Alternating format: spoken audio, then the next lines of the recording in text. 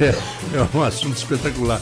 Quer dizer, mudou a camisa que no sistema antigo custaria R$ 220, faz a conta daqui, reduz daqui, blá, blá, blá. Preço final da camisa daqui a um ano, R$ 220. Não vai mudar, E se não houver inflação, né? Não, e aquilo que você falou, fui pesquisar em relação ao que você falou, o TikTok tem esse papel muito, né, as pessoas realmente, às vezes, vão para lá para ver, mas tem muita informação nessas muita redes sociais. informação. Quem sabe absorver o que tem de bom nessas redes sociais, aprende muito. Democratizou muito a questão da informação. Sim, né? E não é à toa também que daqui a pouco que até a questão dos streams também vão estar passando aí vão passar na reforma tributária, se estão sendo mirados, vão ter que pagar mais. Os streams também agora vão ter que pagar mais impostos, né, para o governo, né, dentro dessa reforma tributária. Só que você falou da questão do sonho de valsa aí, né? Do bombonzinho. Bombom. Aí eu fui pesquisar aqui na reforma tributária, um bombom você paga 5% hoje, né? Na verdade, eu estou falando de hoje, não com a reforma eu não sei como vai ficar. Mas um bombom paga 5% de IPI. Já o wafer paga 0%. Então, por isso que o sonho de valsa agora não é mais bombom. Ele paga menos 5% quer dizer, ele paga nada de IPI, ele sendo wafer. Então, o perfume paga 40% de IPI, enquanto uma água de colônia paga 10%. Então, por isso que os perfumes todos viram água de colônia. Claro. É aquela história, se eu sou perfume, mas me identifico como colônia. Exatamente. E aí, será que com a reforma tributária essas coisas tendem a mudar, né? Porque isso vai estar tudo embutido no imposto só. Como a gente colocou aqui, né? Contribuição ao imposto sobre valor agregado. Isso, né? O IVA federal vai substituir o IPI, o PIS e o CONFINS, né? E vai se chamar CBS, Contribuição sobre Bens e Serviços. Já o IVA dos estados e municípios vai substituir o ICMS e o ICS, e será chamado de IBS, Imposto sobre Bens e Serviços, né? Eles não vão se acumular ao longo do processo produtivo. O que isso quer dizer? Hoje a tributação acontece em cadeia, né? É o que você falou da indústria, né? Desde lá do insumo, né? Passando pelos processos sendo tributado, né? E a afirmação é que não será mais assim, né? Enfim, mas tem dúvidas ainda sobre isso, né? Agora, uma coisa que é interessante é o seguinte, e a distribuição desses impostos? Porque, na verdade, a gente precisa considerar o seguinte, hoje os municípios, né, recebem o Fundo de Participação Municipal, vem transferido do governo federal, né? O ICMS também é distribuído para os municípios. Porque, na verdade, a tributação acontece, enfim, onde você está consumindo, na verdade, né? Se você consome, por exemplo, uma blusa aqui em Campos, tá, você é gerado, né, o ICMS aqui, só que é do Estado. E o Estado depois tem critérios para distribuir para os municípios. Aí vem um problema, quer dizer, os municípios são diferentes. Você tem Campos, tem Italva, olha a diferença de Campos para Italva. Tem o Rio de Janeiro, né? Então são diferentes, né? Então, hoje isso tem as regras, né, bem definidas para isso. Com a reforma tributária, né, existe uma preocupação muito grande. Tem municípios que vivem somente, o orçamento depende somente do fundo de participação, entendeu? Então, quer dizer, temos outro problema sério para resolver aí, né?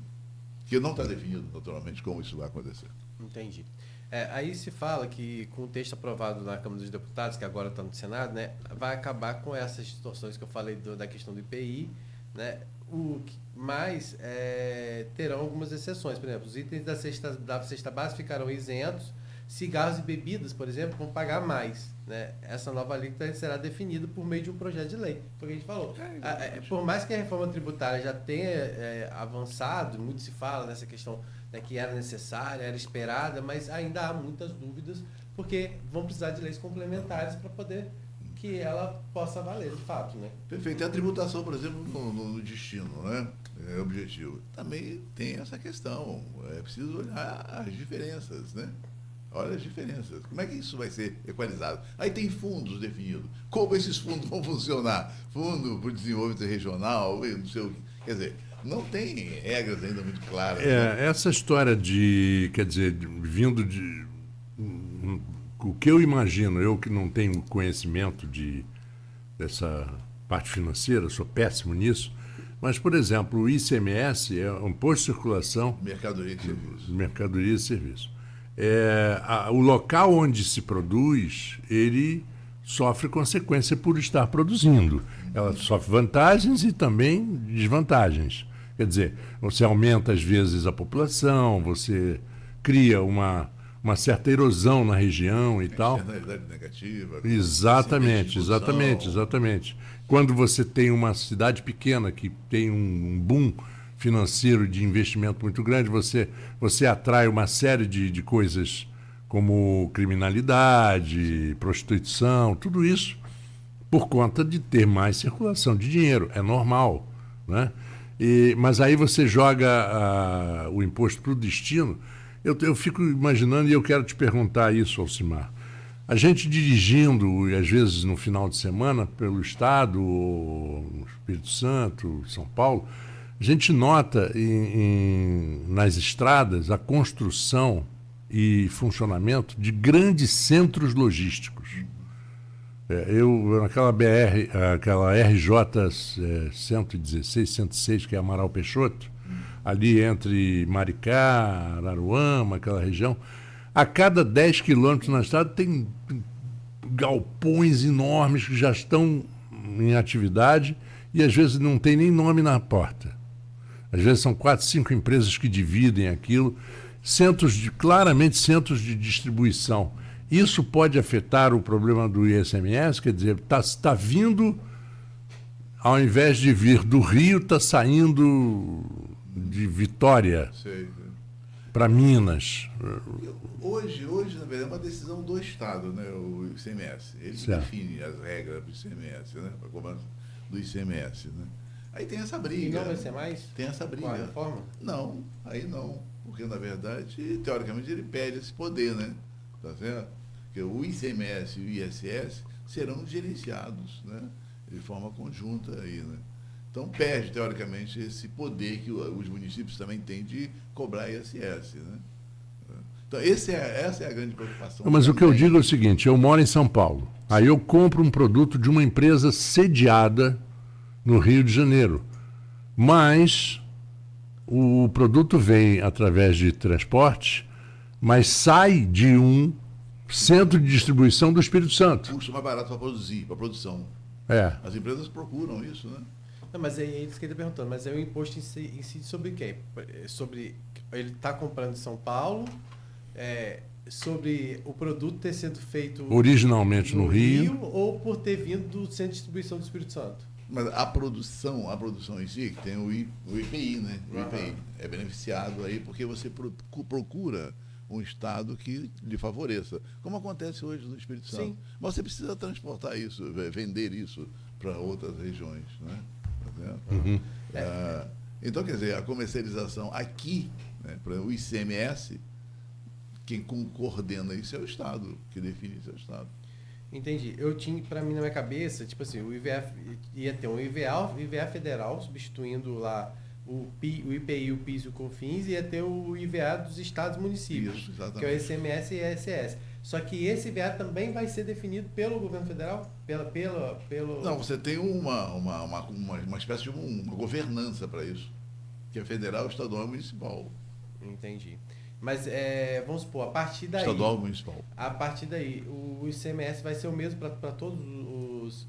O ICMS e o ISS vai ser igual para todos os estados e municípios? A gente não sabe, né, como é que vai ser isso, né? Ou cada um vai poder ter o seu? Não vai poder... o Estado perdeu essa autonomia. Porque, na verdade, isso vai ser decidido em conjunto agora, né? Mas conjunto como? Vai ser federativo, a decisão é federativa. Entendi. Né? Então parece que concentra muito no próprio governo federal, né? Parece que existe uma concentração de tributação no governo federal, o que é muito perigoso, porque ele precisa redistribuir isso, né? E as regras de redistribuição que podem não ser razoáveis, vamos dizer assim. E vulneráveis a uma série de... Em função dos lobbies. E, por exemplo, a questão do IPVA, né, que é o imposto que a gente paga em cima estadual, do Estado também. É do Estado, mas ele, a partir daí ele passa a ser igual a todos os estados, Por exemplo, a gente tem essa grande diferença entre o estado do Rio de Janeiro e o Espírito Santo. Agora ele passa a ser tipo unificado ou não? Teoricamente, quer dizer, essa nova formulação vai inibir essas diferenças, né? Teoricamente vai inibir não essas vai acabar. Para evitar que você saia daqui e vá, por exemplo, registrar o teu automóvel aqui no Espírito Santo, que é mais barato. Teoricamente, a reforma tende a inibir isso. Assim, ela traz alguns benefícios em relação a incentivos a carros elétricos, a questão da sustentabilidade, que é algo que a gente precisa sim, mas a questão do pagamento ainda é uma dúvida em relação a isso, né? Como vai ser. Né? Por exemplo, muito se fala que a maior preocupação em relação aos estados é em relação às alíquotas que serão fixadas por lei complementar. Agora, essa lei complementar é feita através de uma governança, vai ser decidida através de uma governança. O Estado perde essa liberdade, como o município perde a liberdade de definir o seu ISS. E aí a dúvida é como vai ficar também a repartição dessas exatamente, aí está. Hoje está muito claro, né? O município tem um ISS, o Estado tem um ICMS e o IPI é distribuído pelo governo federal. Hoje está claro isso, né? Tá certo? Agora, nessa nova formulação, como é que será, né? Entendi. Como é que fica, né? Como é que fica isso? Tem os fundos que foram definidos para eliminar as desigualdades, mas muito teórico também, né? Entendi. E em relação ao IPTU, que é a mudança aí que realmente vai chamar a atenção aí, que é essa questão. Porque o IPTU, até então, ele para ser aprovado precisava passar pela Câmara, tinha toda uma discussão, e agora vai poder ser por meio de decreto. Como o senhor vê isso? Olha, é difícil. Aí já tem problemas sérios com o IPTU aqui em Campos. Exatamente, né? É difícil responder isso. Viu? É bem complexo essa mudança, né? Realmente não sei como é que ficaria. Entendi. Porque segundo fala, né, assim, as prefeituras vão poder atualizar a base do cálculo do imposto por meio de decreto e a partir de critérios gerais previstos em lei municipal. Aí eu não sei também como vai ficar isso, né? Então cria um potencial arrecadatório mais elevado nesse sentido, né? Exatamente. Justamente por facilitar que as administrações municipais atinjam imóveis de alta valorização também, né? Mas por outro lado tem toda essa dúvida de saber, né, como que vai ficar, né? Não haverá necessidade mais então do aumento do IPTU passar pelo crivo do Poder Legislativo, né? Então isso de forma geral, você criar uma... É complicado, porque em Campos você sabe que PTU volta e meia tem umas surpresas bem desagradáveis. Tem né, gente que entra na justiça para poder rever, a Câmara tenta barrar, agora não, agora vai ser decreto. O prefeito decretou, tá lá, tá valendo. É uma complicação. Esse maior aumento... A partir da reforma tributária, claro. Né? A gente não sabe se esse vai ser um objeto que vai ser retirado ao chegar no Senado, porque ainda está sendo discutido. Mas que foi aprovado na Câmara Federal em segundo turno, né, com aquela toda a movimentação política que existiu, né, com toda as negociadas, não vou colocar assim, mas de todas as articulações, né? Que foram colocadas. Exatamente. Né, e elas ficaram bem evidentes, isso é óbvio, assim, não tem dúvida que houve articulação para que o governo, o Arthur Lira conseguiu sair como um grande vitorioso em toda essa articulação. Por outro lado, as pessoas falam, né, que houve uma derrota do grupo ligado ao ex-presidente Jair Bolsonaro, porque vários deputados do próprio PL não seguiram a determinação do partido e votaram favoráveis à reforma. O União Brasil tinha lá colocado como critério para acompanhar a reforma a questão da mudança no Ministério do Turismo, né, com a Daniela do Vaguinho, Daniela Carneiro, que caiu, né, e o União tinha condicionado o apoio ao governo, inclusive para aprovar a reforma, né, o fato de ter de volta o Ministério do Turismo, né, porque o Ministério do Turismo foi dado à União Brasil por conta da ligação que o Vaguinho tinha com o presidente Luiz Inácio Lula da Silva, que apoiou na última eleição, né, no estado do Rio de Janeiro. Acho que foi um dos poucos prefeitos a apoiar abertamente a campanha de Lula. Então, ele ganhou, na época, o Ministério do Turismo de forma compensatória, e aí a Daniela do Vaguinho, que é a esposa dele, Daniela Carneiro, assumiu o Ministério do Turismo. Só que o Vaguinho não está mais no União Brasil, rompeu com o União Brasil. Inclusive, a Daniela também pediu para sair do União Brasil, né? Então, nisso que aconteceu, União Brasil, nós vamos votar com o governo sim, mas nós queremos o Ministério do Turismo de volta. E aí isso aconteceu. A Daniela do Vaguinho caiu, né? E agora É. vai ser colocado um novo ministro. Então tem todas essas questões também por trás da reforma, que a gente não sabe como que ela vai se sustentar no Senado. Na verdade, né? Então, assim, Rodrigo, tem a questão do Senado ainda, né? E depois volta ainda para a Câmara, eu acho, né? Volta para a Câmara, depois dos ajustes que forem feitos no Senado, que pelo que me parece vão ser muito poucos, pelo que está sendo colocado, não vai mudar muita coisa do que foi aprovado lá, mas pode ser sim que tudo que a gente esteja falando aqui haja ainda uma mudança. E claro que a gente vai receber o Alcimar aqui em outras ocasiões para falar de fato, porque a reforma tributária vai trazer também essas leis complementares. E essas leis complementares que a população vai precisar ficar muito atenta. Né? sim, até porque se você for analisar a Constituição de 88, muitas leis até hoje não foram regulamentadas, não foram. Isso acontece, né? Porque dá um trabalho tremendo e esse pessoal não gosta muito de trabalhar, eles gostam de estar no palanque, né? Porque isso aí não deixa de ser, ninguém sai do palanque, né? É aquela barganha política, continua. É verdade. E a Rodrigo. tributação é redução de consumo de renda. É isso que é importante observar, né? Se você cria condições para ampliação da tributação, você está naturalmente reduzindo o poder de consumo da população, quando você não tem o crescimento econômico, né, esperado para isso. Por isso que é bastante complicado. Eu tenho muita preocupação em relação a isso, a essas mudanças todas por conta disso. Vamos virar a chave um pouquinho também para os assuntos aqui mais regionais, Marcos? Vamos, claro. A gente vai partir para cá claro. e depois a gente toca... Nós estaríamos a 2 minutos de um outro break, para poder ter um espaço grande para o último certo. segmento. Então vamos seguir, a gente entra nesse break e aí a gente depois vai para... Finaliza com o Alcimar e fala, claro, dos destaques da edição da Folha 1, né, do nosso site. Que hoje está nas bancas.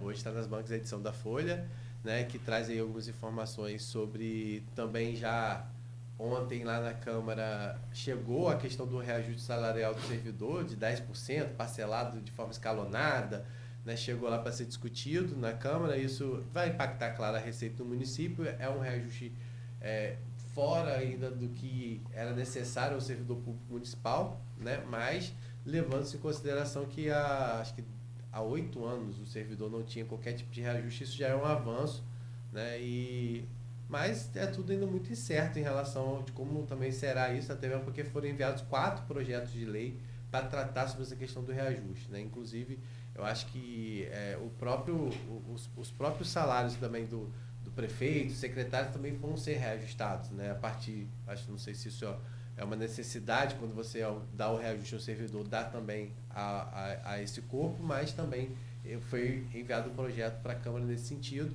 E daqui a pouquinho a gente pode falar um pouquinho mais sobre isso, mas eu queria já deixar a pergunta para o professor Alcimar em relação à questão do que se fala hoje em relação a aumentar essa arrecadação própria, né? A gente tem um exemplo aqui do lado de São João da Barra, que hoje tem lá o Porto do Açu, né? E claro, em plena expansão, né? E é a nossa terra, né, professor? Sim. E muito se tem dúvida em relação a se o que é arrecadado, de fato, hoje tem sido revertido para melhorias para a população e, acima de tudo, se é transparente. Será que a população tem conhecimento de quanto hoje se arrecada e de quanto essa arrecadação hoje é revertida? Claro que São João da Barra a gente tem serviços diferenciados, por exemplo, que não existem em outros municípios. Uma realidade que Campos já viveu no passado, que São João da Barra passou a viver, por exemplo, de ter transporte público gratuito, de ter transporte universitário, que antes não tinha. Eu, por exemplo, fiz faculdade, morava em Gruçaí, tinha que vir para cá, vinha de antiga Campus Tour, e tinha que comprar passe, era um sufoco, às vezes, né, para poder... Hoje não, hoje você tem transporte público que traz, hoje a prefeitura paga a universidade, na minha época eu não pagava, né? Então a gente está falando assim, então alguns serviços, avanços estão vindo, mas será que eles são realmente suficientes de acordo com o que se arrecada hoje em São João da Barra? E o que muda, por exemplo, em relação a esses impostos com que hoje representa o Porto do Açu para o desenvolvimento não só do município, mas da região e até do estado? Porque muito se fala, a região norte é a joia do estado hoje, que precisa ser lapidado. Mas será que esse tratamento vem sendo dado pelo governo, de forma geral? Então, esse é o questionamento que eu quero deixar para o professor Alcimar. Então, vamos a um pequeno intervalo aqui no Folha no Ar. no oferecimento de laboratórios Plínio Bacelar, no vacinas Plínio Bacelar, Clínica Proteus e Unimed. Cuidar de você, esse é o plano. Tá na hora de economizar energia com a